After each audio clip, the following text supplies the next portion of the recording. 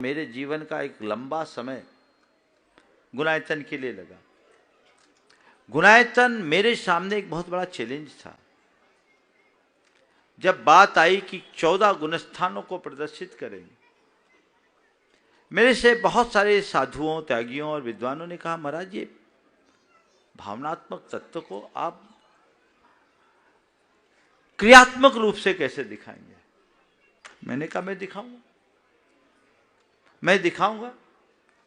कैसे दिखाऊंगा? बोले दिखाऊंगा और इस तरीके से दिखाऊंगा जिसको देखकर हर व्यक्ति के मुख से केवल वाह वाह और वाह निकलेगा। मैंने कहा और आत्मविश्वास के साथ कहा। उस समय मेरी कोई तैयारी नहीं थी, मैं लगा।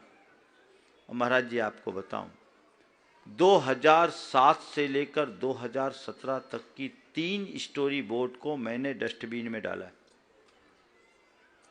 एक से एक आर्ट डायरेक्टर आए, उनने मेरे सामने ला करके मैंने 3 स्क्रिप्ट लिखी। पहले सारी स्क्रिप्ट मेरी लिखी। वो लेकर के जब मेरे पास आए, मुझे समझ में नहीं आया, मैंने रिजेक्ट किया। पूरी कमेटी घबरा गई, महाराज सब रिजेक्ट कर रहे हैं। बोले बस मुझे वाह चाहिए। जिस दिन मैं संतुष्ट होगा तब दुनिया संतुष्ट होगी। और मैंने कहा इतिहास की रचना एक दिन में नहीं होती, उसके लिए खुद को खपाना पड़ता है।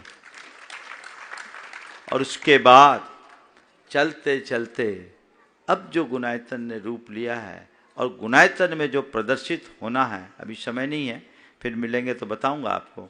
आपके महाराज जी ने तो हाँ देखो कैसा होता बताता हूँ भी। तो विशुद्ध सागर जी महाराज जब सम्मेद शिखर जी में मिले थे तो उनको कुछ दिखाया भी था। उनने बड़ी रुचिपूर्वक देखा था और बहुत अच्छा मिलन हम लोगों का हुआ था। तो मैं कह रहा हूँ कि अब जो कुछ भी डेवलपमेंट है वो 2007 से 2024 के बीच का है। और अब मैं आप सबसे कहूँगा कि वहाँ वह बनने जा रहा है जिसको देखकर वहाँ निकलने की बात तो दूर है, दांतों तले उंगली दबाए बिना नहीं रहेंगे। अब मुझे संतोष है। तो चीज़ों के लिए व्यक्ति के हृदय में लगन होनी चाहिए, आत्मविश्वास होना चाहिए, चिंतन की प्रखरता होनी चाहिए और सकारात्मकता होनी चाहिए। ये चीज़ें मैंने सदैव अपने जीवन में अपनाने की कोशिश की है। मैं नहीं कह सकता कि मैंने कितना अपनाया, लेकिन मैंने जो कुछ भी पाया है इसी के बदौलत पाया। मैं कभी किसी चीज़ का मोह नहीं करता। कोई चीज़ मुझे अगर अनुकूल नहीं जचती तो नहीं जचती, और मैं निर्णय लेने में फिर विलंब नहीं करता, चाहे कितना भी कठोर निर्णय लेना हो।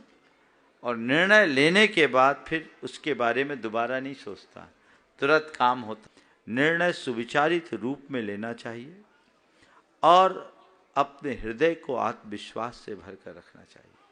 तो मैं ये कह सकता हूँ कि आज गुणायतन ने जो स्वरूप लिया, भी आप लोग जो गुणायतन जाके देखते हैं वो तो उसका ऊपरी ढांचा है, उसकी आत्मा का तो आपने दर्शन ही नहीं किया।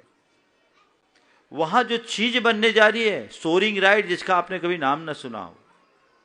सोरिंग राइड जो दुनिया में कुल 29 है, 30वीं गुणायतन में बन रही, जिसका नाम है समो शरण दर्शन। एक ऐसी राइड जो 16 मिनट की राइड है और विश्व की सबसे बड़ी राइड, वर्ल्ड की लार्जेस्ट राइड है और फर्स्ट रिलीजियस राइड है। दुनिया में जितनी भी राइड है वो एडवेंचरस है और 9 से 11 मिनट की। ये पहली है 16 मिनट की राइड, जिसमें लोग बैठेंगे, 12 मीटर हाइट पर जाएंगे, स्क्रीन से वो सिंक्रोनाइज होगा और ऐसा लगेगा जैसे साक्षात समो शरण में आप जा रहे हैं। उसे देखने के बाद आपको ऐसा नहीं लगेगा कि पंचम काल में सम्मेद शिखर के किसी ऑडिटोरियम में बैठे हैं। आपको ऐसा लगेगा कि चौथे काल में साक्षात भगवान महावीर के समो शरण में विचरण कर। ये उपलब्धि है। और एक ही राइड नहीं, अब तो एक राइड और बन गई जिस पर लगभग काम समाप्ति पर है। उसका नाम है सुमेरु वंदना।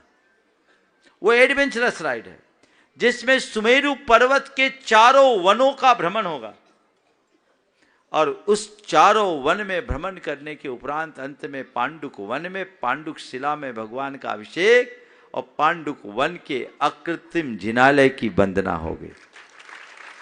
जो चीजें शास्त्रों में हम लोगों ने पढ़ा है उसका जीवंत रूप, उसे देखने के बाद हर व्यक्ति को यह लगेगा कि अगर कोई अकृत्रिम जिनालय या समोसरण इस दुनिया में है या कभी हुआ है तो यही होगा, इससे भिन्न नहीं हो सकता। इस लेवल का काम है।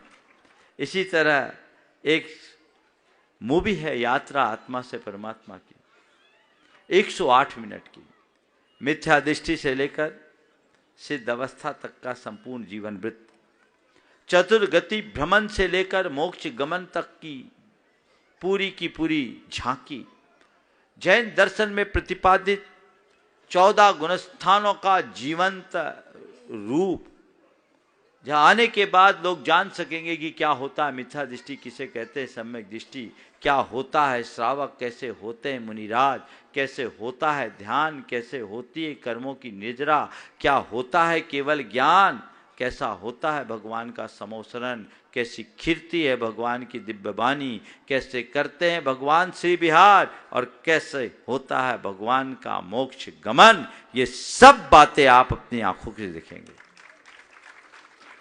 ऐसा लगेगा जैसे कि सब कुछ मेरे सामने घट रहा है। मैं कह सकता हूं कि पोथियों की बातों को पलों में जानने का अवसर आप सबको प्राप्त होगा। तो ये पूरा का पूरा परिदृश्य वहां है।